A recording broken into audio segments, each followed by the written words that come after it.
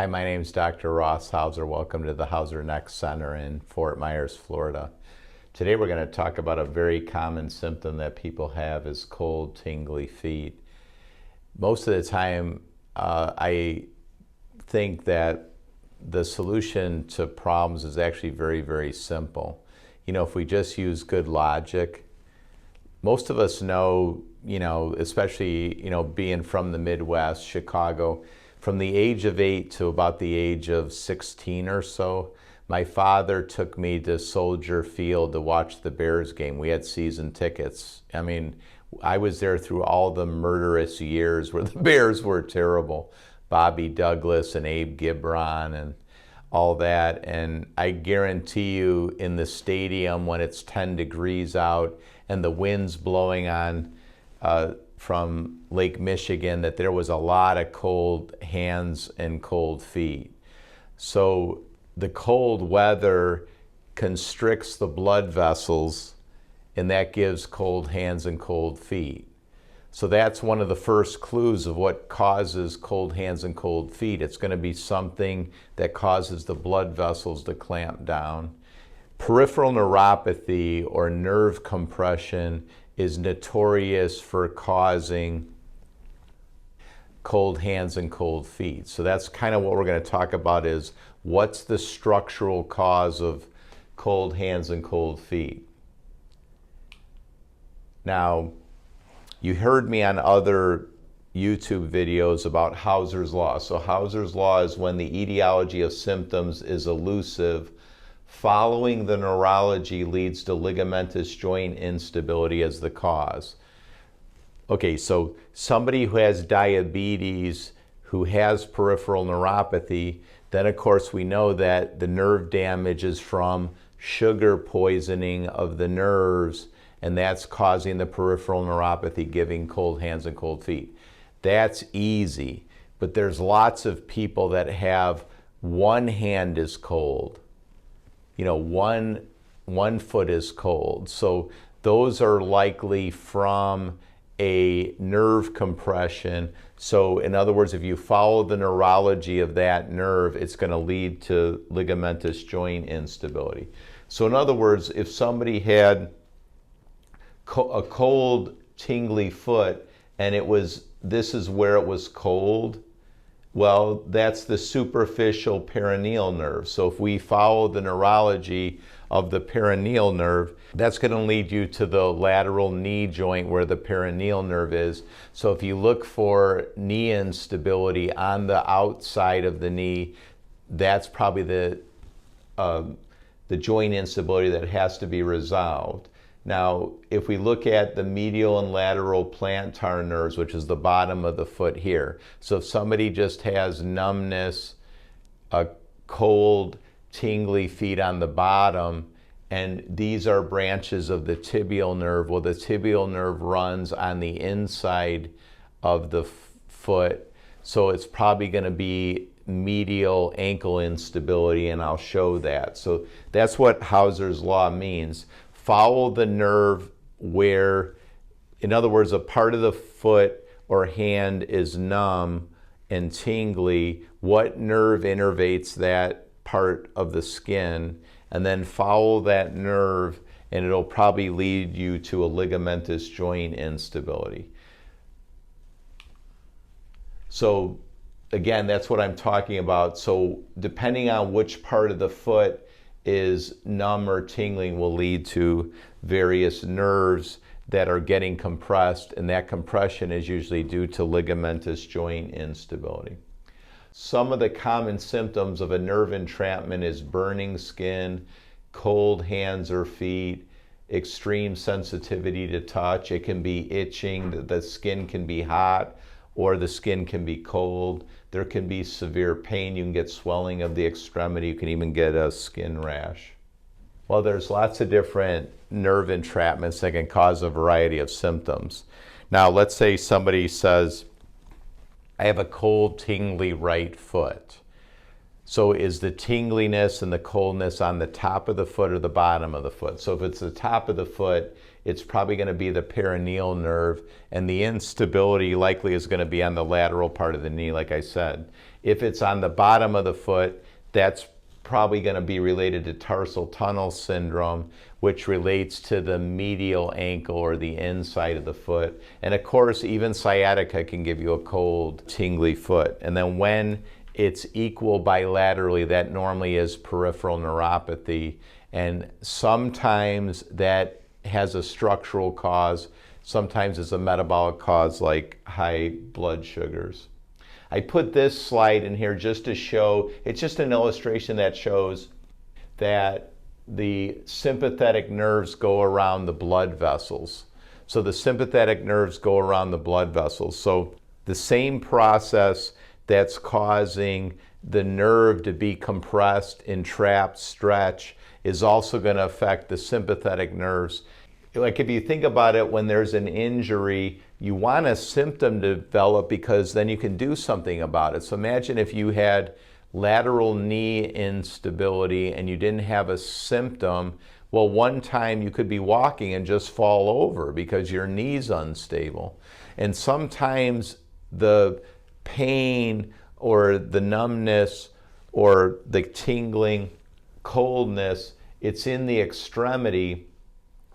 And the sympathetic nerves, what they do is they clamp down on the blood vessels. So we often in the office say a person has sympathetic hyperactivity. Sympathetic hyperactivity means the sympathetic nerves in that extremity, it could be the hands or it could be the feet, the sympathetic nerves are too active. They're clamping down on the blood vessels, and that's giving the cold sensation. We use an infrared device, and we check the temperatures. Often, the temperature around the knee, the skin temperature around the knee, will be like 96. And then as you go down, when the nerve is chronically entrapped, the temperature will just drastically drop. So it could be at the ankle, it's like 93, but on the top of the foot, it's like 87 degrees. So you could be able to tell this on you. You check the left foot, right foot, and if one is much, much colder, you know that there's some sympathetic hyperactivity there. And if you look at what nerve supplies the skin there, and you follow that nerve to a joint, that's probably where you're gonna, like for instance, if it's the perineal nerve, if you move your knee and you touch the outside of your knee, you'll feel clicking, popping, grinding, and that's the sign that to resolve it, you need to get prolotherapy to resolve the joint instability.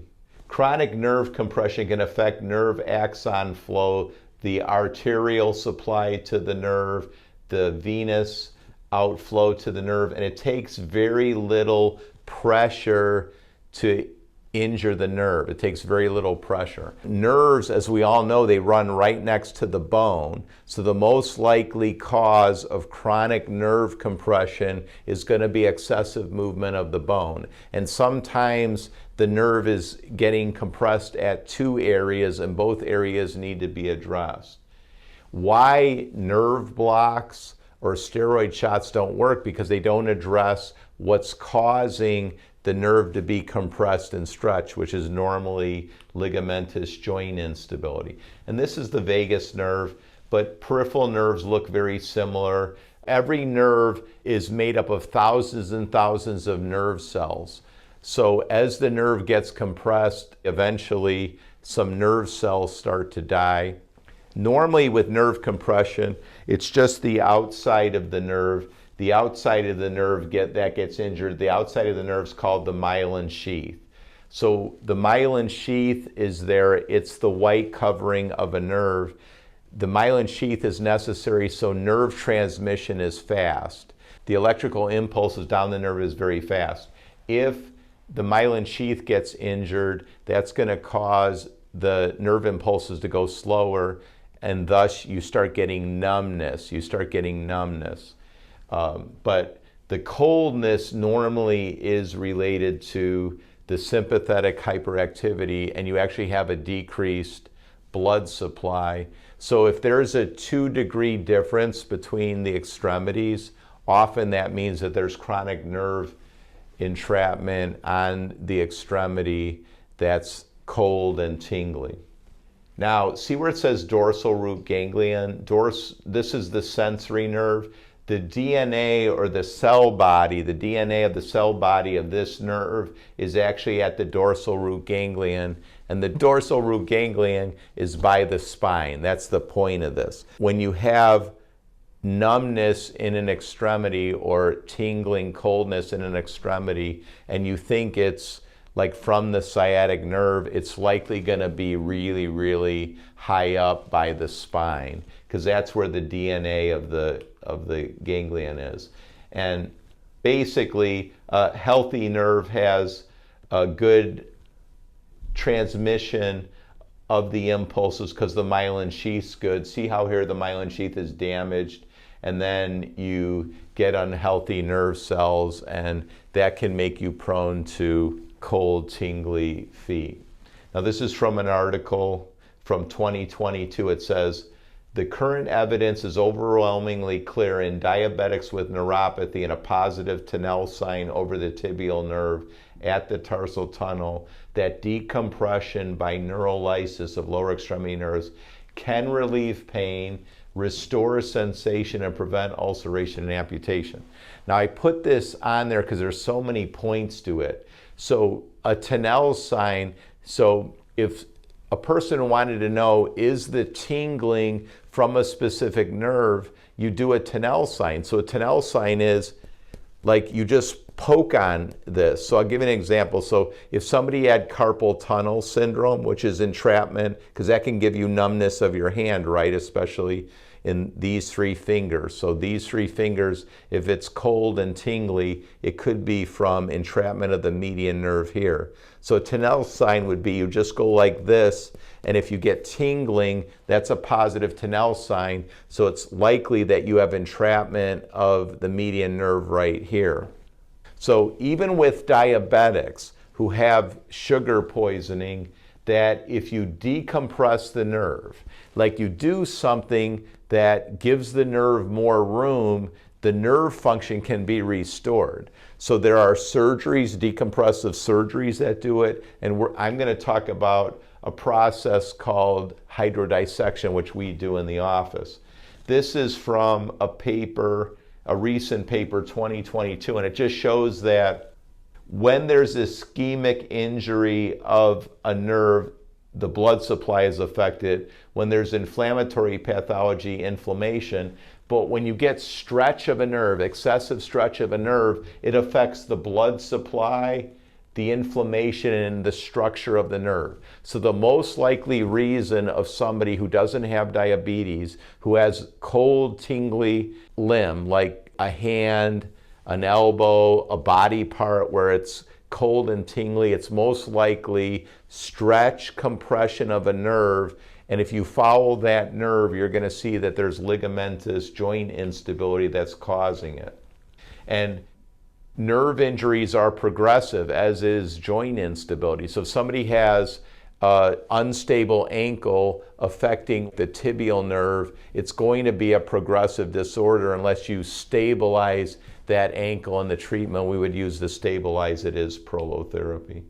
There's a progression. You first get stretch and compression of the nerve, and basically nerve impulses are blocked. If it keeps progressing, you'll get a neuritis, an inflammation in the nerve, and that's going to give you that tingling sensation. And if it keeps progressing, you can actually get neuropathy, where there's actually nerve injury, and that's where you start getting numbness.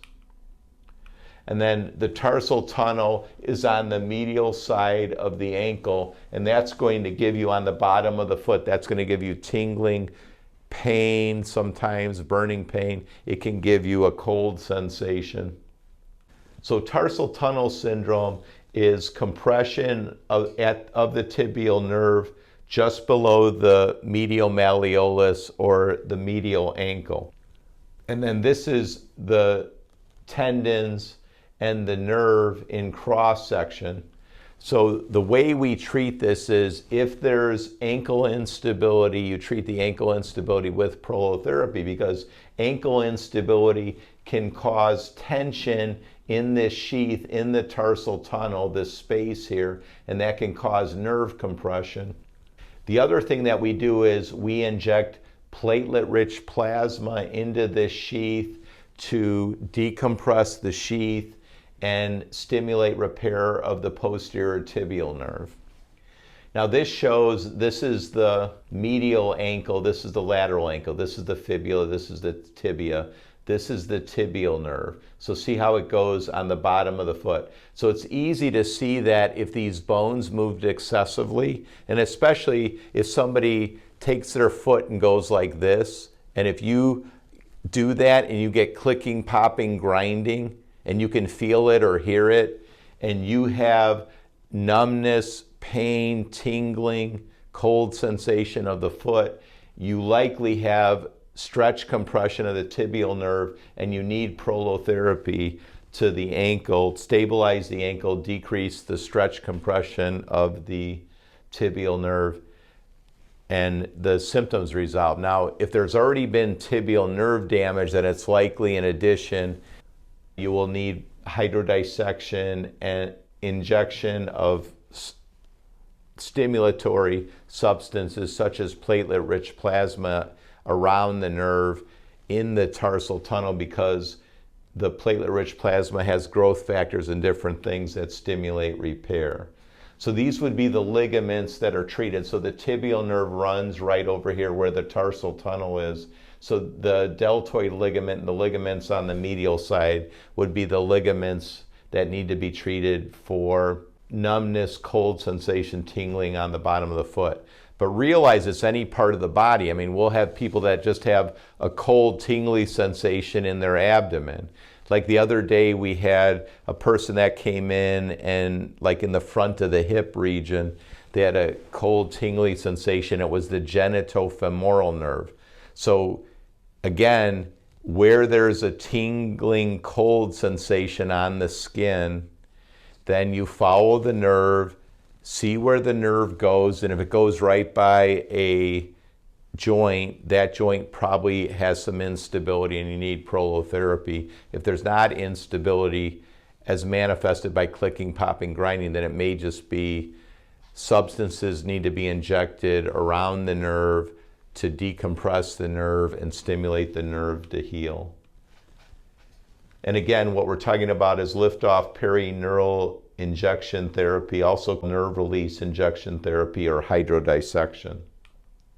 And again, this is what it looks like. You have a needle, you put it around the nerve, and then the compression goes away and the nerve gets restored to health. So there's a swollen nerve, you put the solution around the nerve, and then now the nerve is released. And you can use this for any kind, almost any nerve entrapment. The most common ones we use it for in the office is the tarsal tunnel, which is the tibial nerve, the perineal nerve around the fibular head, median nerve, the ulnar nerve. Those are the most common ones that we do, but we've done sciatic nerve, many different nerves. And it's similar to prolotherapy. I mean, prolotherapy normally is 3 to 6 visits with nerve releases, and we've even done hydrodissection for really severe autonomic hyperreflexia syndrome, such as complex regional pain syndrome or reflex sympathetic dystrophy.